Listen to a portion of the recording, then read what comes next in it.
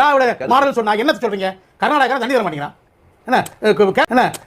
நீங்கள் திராவிட மாடல் என்று எதை சொல்றீங்க? கர்நாடகத்துக்காரன் தண்ணி தர மாட்டாங்கிறான் அப்படிங்கிற கேள்வி ஐயா சுபவி அவர்களிடம் அரசியல் விமர்சகர் கலை எழுப்புறாரு. அதுக்கு ஐயா சுபவியோட ரியாக்ஷன், அந்த முக பாவனை இருக்குல்ல, அதிலே கண்டுபிடிச்சிடலாம் அந்த கேள்விக்கு அவர்கிட்ட பதில் இருக்கா இல்லையா, அவர் உண்மையை சொல்ல போறாரா பொய் சொல்ல போறாராங்கிறத அவருடைய முக ரியாக்ஷன்லயே கண்டுபிடிச்சிடலாம். இந்த சைக்கலாஜிக்கல் படி கண்டுபிடிக்கலாம். அவர் என்ன ரியாக்ஷன் கொடுத்தாருன்னா அப்படிங்கிறாரு. அப்படின்னா என்ன அர்த்தம்? செருப்ப சாணில முக்கி அடிச்ச மாதிரி இருந்திருக்கும் இந்த பதில். ஏன்னா திராவிடம்ங்கிறது ஒரு பொய்யான போலியான சித்தாந்தம். இன்னைக்கு சொல்றேன், அவங்க முன்னாடி திராவிட நாடு கோரிக்கை வச்சாங்க. எதுக்காக வச்சாங்க? வட இந்தியர்களின் ஆக்கிரமிப்பு, ஹிந்தி திணிப்பு, அவங்கள்ட்ட நம்ம ஆரியத்துக்கிட்ட அடிமையா இருக்கக்கூடாதுன்னு சொல்லி திராவிட நாடு கோரிக்கை வச்சாங்க. இன்னைக்கு நம்ம தமிழ் தேசியம் பேசுறோம் அப்படின்னா அதுக்கு காரணம் இந்த தெலுங்கர்கள்ட்ட அடிமையா இருக்கக்கூடாது, அவங்களுடைய ஆதிக்கம் இங்க இருக்கக்கூடாது, தமிழர்கள் நாட்டை ஆளணும் அப்படிங்கிறதுனால நம்ம தமிழ் தேசியம் பேசுறோம். இவங்க திராவிட நாடு கோரிக்கை வச்சப்ப அது பிரிவினைவாதம் இல்லையா? ஆனா நம்ம தமிழ் தேசியம் பேசும்போது அது பிரிவினைவாதமா வருது. தமிழ் தேசியம்னா என்ன ஐயா சுபவி கேட்கிறாரு. ஏன் உங்களுக்கு தெரியாதா? தமிழ் தேசியம்னா என்னன்னு ஐயா சுபவி அவர்களுக்கு தெரியாதா? ஜெயலலிதா நம்ம இனத்தின் எதிரி, கருணாநிதி நம்ம இனத்தின் துரோகி நான் சீமான் அவர்களுக்கு கற்பிக்கும் போது உங்களுக்கு தெரியலையா தமிழ் தேசியம்னா என்னன்னு? ஆந்திராக்காரன் அணை கட்டுறான், நம்ம விவாதம் பேசுவோம். என்ன இதெல்லாம் ஐயா சுபவி அவர்களை பத்தி பேசும்போது மட்டும் என்னன்னு தெரியல, அது ஒரு மாதிரியா ஃபீல் ஆகுது. இப்ப அண்ணன் சீமான் அப்படிங்கிற ஒரு பெயரை கேட்டாலே ஐயா சுபவி அவர்களுடைய மூஞ்சி என்னமோ வாடி போன மாதிரி, துவண்டு போன மாதிரி ஒரு மாதிரி ஆயிடுது. அதே மாதிரிதான் ஐயா சுபவி அவர்களை பத்தி பேசும்போது நமக்கும் ஒரு சந்தோஷமா இருக்கு. ஐயாவுக்கு நம்ம நிறைய பதில் சொல்லணும்.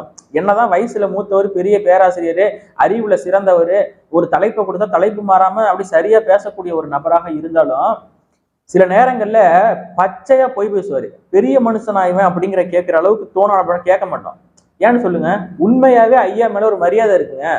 இன்னைக்கு திராவிட மாடல்னா என்ன, திராவிடம்னா என்ன, கர்நாடகத்துக்காரன் தண்ணி தர மாட்டாங்கிறான் அப்படின்னு சொல்லி கேள்வி எழுப்பும்போது அந்த திராவிட இயக்கத்துல இருக்கக்கூடிய ஐயா சுபவியாலேயே பதில் சொல்ல முடியல அப்படின்னா இந்த திமுகவில் இருக்கக்கூடிய எந்த ஒரு நபராலையும் பதில் சொல்ல முடியாதுங்கிறது தெளிவா தெரியுது. ஏன்னா திமுகவுல கொஞ்சம் கொஞ்சம் குறைந்தபட்ச அறிவோடு இருக்கக்கூடிய நபர், சில புத்தகங்கள் எல்லாம் படித்த நபர், அப்படி இருக்கக்கூடிய அறிவான ஒரு நபர் ஐயா சுபவி தான். அவருடைய பேச்சுக்கு நம்ம மதிப்பளிக்கணுங்கிறதுனாலதான் ஐயா சுபவி அவர்களை பத்தி அவருடைய சில நடவடிக்கைகள், சில அரசியல் ரீதியான கருத்துக்கள், நாம் தமிழர் குறித்தான கருத்துக்களுக்கெல்லாம் நம்ம பதில் கொடுக்குறோம். கொள்கை அறிக்கையில ஜனாதிபதி ஆட்சி முறையை கேட்கிறாங்க நாம் தமிழர். இந்திய தேசியத்தை எதிர்க்கிறாங்க. இந்திய தேசியத்தை எதிர்க்கிறீங்கன்னா எதற்காக நாடாளுமன்ற தேர்தலில் போட்டிடுறாங்க அப்படிங்கிற மாதிரிலாம் ஐயா கேள்வி எழுப்புறாரு. ஐயா முதல்ல நீங்க தெளிவா புரிஞ்சுக்கணும், இந்திய தேசியத்தை எதிர்க்கல, மத்தியில் கூட்டாட்சி, மாநிலத்தில் சுயாட்சிங்கிற கொள்கை தான். இதுக்கு பேர் தமிழ் தேசியம் அப்படின்னு கேக்குறீங்க. அப்புறம் இதுக்கு பேர் தமிழ் தேசியம் இல்லாம என்ன? தமிழ்நாட்டை தமிழன் தான் ஆள வேண்டும், கேரளாவை மலையாளி தான் ஆள வேண்டும், அவங்கவுங்க நம்ம மாநிலத்தை அவங்கவுங்க ஆண்டுக்கோங்க, மத்தியில எல்லாம் ஒன்னா சேர்ந்து கூடி பேசி கூட்டாட்சியை செஞ்சுக்குவோம், அப்பதான் மாநிலத்தின் உரிமைகள் பாதுகாக்கப்படும். இதுக்கு பேர் தான் மாநில சுயாட்சி, மத்தியில் கூட்டாட்சி. இதைத்தான் நீங்களும் பேசிக்கிட்டு இருந்தீங்க கொஞ்ச நாள். இப்ப என்னமோ மாத்தி மாத்தி பேசுறீங்க. ஹிந்தி எதிர்ப்பு, வட இந்தியர்கள் எதிர்ப்பு, தண்டவாளத்துல போய் தலைய வச்சேன்னீங்க. இன்னைக்கு வட இந்தியர்களுக்கு எதிராக இவர் பேசுகிறார், தெலுங்கர்களுக்கு எதிராக இவர் பேசுகிறார், இனவெறியை தூண்டுகிறார். அப்படின்னா பச்சோந்தி கூட 10 நாள் கழிச்சுதான் வரும். நீங்க எல்லாம் உடனே மாறிக்கிறீங்களே. இதுக்கு பேர் தான் தமிழ் தேசியம். ஐயா எங்களுடைய உரிமைகளை பாதுகாக்கணும், எங்களுடைய மொழிகளை நாங்கள் அடையாளங்களை அழிக்க விடாம பாதுகாக்கணும், இதுக்கு பேர் தான் ஐயா தமிழ் தேசியம். இதெல்லாம் நான் சொல்லிதான் உங்களுக்கு தெரியணும் இல்ல, தெரிஞ்சுக்கிட்டே பொய்யா பேசாதீங்கன்னு தான் சொல்றேன். திராவிட எதிர்ப்பு சீமான் கை விட்டுருவாரா? அதிமுகவோட கூட்டணி தான் திராவிடத்தை கிட்டத்தட்ட அதிமுக கை விட்டுரும் நான் நினைக்கிறேன். ஓ அப்படி திராவிட எதிர்ப்புனா அதிமுக கூட்டணி வச்சா திராவிட எதிர்ப்பு சீமான் விட்டுருவாரா? இதுதான் கேள்வி. அதுக்காக ஐயா கலை அவர்கள் பதில் சொன்னாரு பாருங்களேன். திராவிடத்தை அதிமுக கைவிட்டு ரொம்ப நாள் ஆயிடுச்சு. அப்போ அதிமுகவின் தலைமை ஒரு பச்சை தமிழர். திராவிடம்னா என்னன்னு பத்திரிகையாளர்கள் ஐயா எடப்பாடி பழனிசாமி அவர்கள்ட்ட கேட்கும்போது அதை பத்திலாம் நமக்கு ஒன்றும் தெரியாதுங்கன்றார். ஒரு விஷயம் இருக்குன்னா அதை பத்தி தெரிஞ்சுக்கணும், இல்லாத ஒரு விஷயத்தை பத்தி அவர் எதுக்கு தெரிஞ்சுக்கிட்டுன்னா அதை பத்தி அவர் படிக்கவும் இல்லை, ஆய்வு செய்யவும் இல்லை. திராவிடம்னா என்னன்னு அவர் ஒன்றும் சொல்லலை, அப்படின்னு தெரியாதுன்னு சொல்லிட்டு போயிட்டார். ஆனா நம்ம மாண்புமிகு மதிப்பிற்குரிய முதலமைச்சர் மு க ஸ்டாலின் அவர்கள் திராவிடம்னா என்னன்னு தெரியுமா? இங்க நடந்திருக்க கல்யாணம், இதுக்கு பேர் தான் திராவிடம். கள்ளக்குறிச்சியில கண்ணுக்குட்டி, அதுக்கு பேர் தான் திராவிடம். மண்பானைக்கு மேல மண்பானை, மேல ஒரு மண்பானையில தண்ணி, அது குளிர் ஒட்டி சைட்ல உழுது பெறுவது தண்ணி, அதுக்கு பேர் தான் திராவிட மாடல். இப்படி பல்வேறு விஷயங்களை அடுக்கடுக்காக சொல்லிட்டே போவாங்க. திராவிட மாடல்னா சமூக நீதி, திராவிட மாடல்னா சாதி ஒழிப்பு, திராவிட மாடல்னா 4-5 மாநிலங்களை ஒருங்கிணைக்குது. ஆனா கர்நாடகாவில் தண்ணி தர மாட்டாங்க. திராவிட மாடல் அரசன் ஐயா மு.க. ஸ்டாலின் அவர்களுக்கு செருப்பு மாலை பாட கட்டி இறுதி சடங்கு பண்ணி எல்லாமே பண்ணுவாங்க. நாய் வாயில கவ்வ கொடுத்துலாம் அடிப்பாங்க, எல்லாமே பண்ணுவாங்க. இதே திராவிட பூமியில ஆந்திர காட்டுக்குள்ள சுட்டு போடுவாங்க.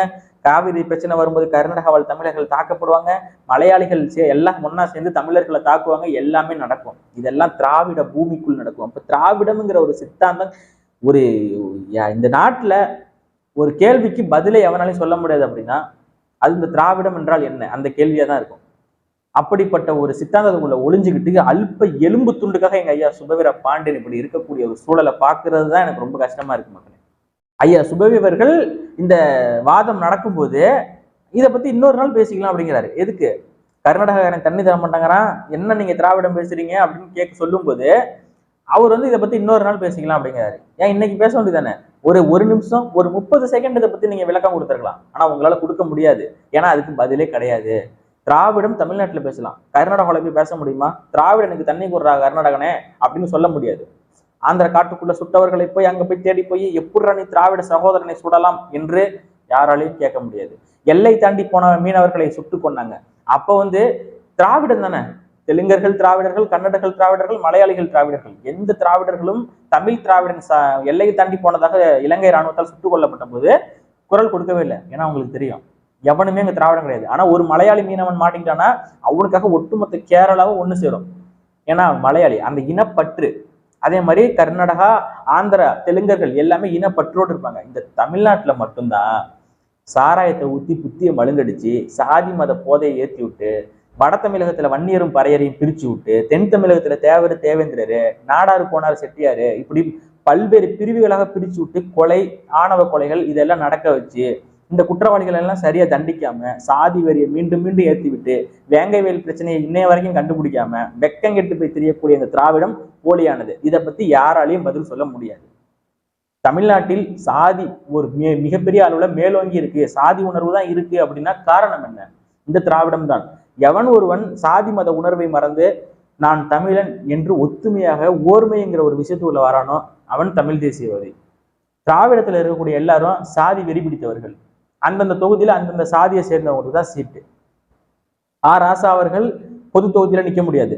அண்ணன் திருமாவளவன் அவர்கள் 2 தனித்தொகுதி ஒரு பொது தொகுதி கேட்டாரு. ஆனா 2 தனி தொகுதி தான் கொடுத்தீங்க. நீங்க ஒரு தனி தொகுதி ஒரு பொது தொகுதி கொடுத்துருக்கலாம், கொடுக்கல. ஏன்? உங்களுக்கு அங்க சாதி தெரியுது. திமுக கூட்டணி கட்சிகளின் கொடிகள்ல விடுதலை சிறுத்தைகள் கொடியை மட்டும் ஏறி அறுத்தவன் திமுக காரன் தான். ஏன்? அங்க சாதி தெரியுது. அதுவே தமிழ் தேசியம் நாம் தமிழர் கட்சியில பாருங்க, ஒரு கூட்டம் நடக்கும், அதெல்லாம் சொல்ல வார்த்தையே இல்லை. அங்க இருக்கக்கூடிய குப்பைகளை அகற்றுவது, மேடை பணிகளை செய்வது, அரேஞ்ச் பண்ணுவது, எல்லாருக்கும் தண்ணி கொடுப்பது, எல்லாரும் ஒண்ணு சேர்ந்து ஒத்துமையா செஞ்சுக்கிட்டு இருப்போம். அங்க சாதியும் தெரியாது, மதமும் தெரியாது, எல்லாமே ஒத்துமையா இருப்பாங்க. இதுதான் தமிழ் தேசியம். இது ஐயா சுபவி அவர்களுக்கு நன்றாகவே தெரியும். திராவிடம் சாதியை வைத்து வாழ்கிறது, சாதியை வளர்க்கிறது, சாதி மத உணர்வை ஒருபோதும் அழிக்க கூடாது அப்படிங்கிறதுல உறுதியா இருக்கு. இப்ப எப்படி மதுக்கடைகளை மூடுறதுல அவங்க தீவிரமா இல்லையோ அதே மாதிரி சாதியை ஒழிக்கிறதுல அவங்க தீவிரமா இல்லை. அவங்க சாதியை ஒழிக்க மாட்டாங்க, மதுவையும் ஒழிக்க மாட்டாங்க. இது இரண்டும் இருந்தால் மட்டுமே திராவிடம் வாழும். இது யதார்த்தமான உண்மை. ஐயாவுக்கு தெரியாத ஒன்றும் இல்லை. ஆனா ஐயா ஒரு எலும்பு தூண்டுக்காக கேவலம் கேடுகட்டு போய் இப்படி திராவிடத்தில் இருப்பதுதான் எங்களுக்கு மிகவும் வேதனை அளிக்கிறது. எங்க அண்ணன் சீமான் மேல என்னதான் வைத்தறிச்சலும் தெரியல உங்களுக்கு. அண்ணன் சீமான் அவர்களுடைய பேரை கேட்டால் அப்படியே மூஞ்செல்லாம் அப்படியே ஒரு வெறி, அப்படியே ஒரு இது ஒரு என்ன என்ன என்ன அப்படி உங்களுக்கு என்ன உங்க சோத்துல மண்ணள்ளி போட்டாரா சீமான்? சொல்லுங்க. ஏன் இப்படி இப்படி அல்பத்தனமா இருக்கீங்க? வயசுல பெரியவர், கொஞ்சம் அறத்தோடு செயல்படுங்க, அவ்வளவுதான். இதுக்கு மேல நீங்க என்னத்தை பார்க்க போறீங்க? திராவிடத்துல எலும்பு துண்டு போட்டாங்க, நல்லா சம்பாரிச்சிட்டீங்க. என்ன எதுக்கு ஐயா இதெல்லாம் தேவையில்லாம உங்களை போய் நாங்க சின்ன பசங்க நாங்கெல்லாம் உங்களை விமர்சனம் பண்ணக்கூடிய அளவுக்கு நடந்துக்காதீங்கிறது தான் எங்களுடைய அன்பான கோரிக்கை ஐயா. நன்றி, வணக்கம் ஐயா.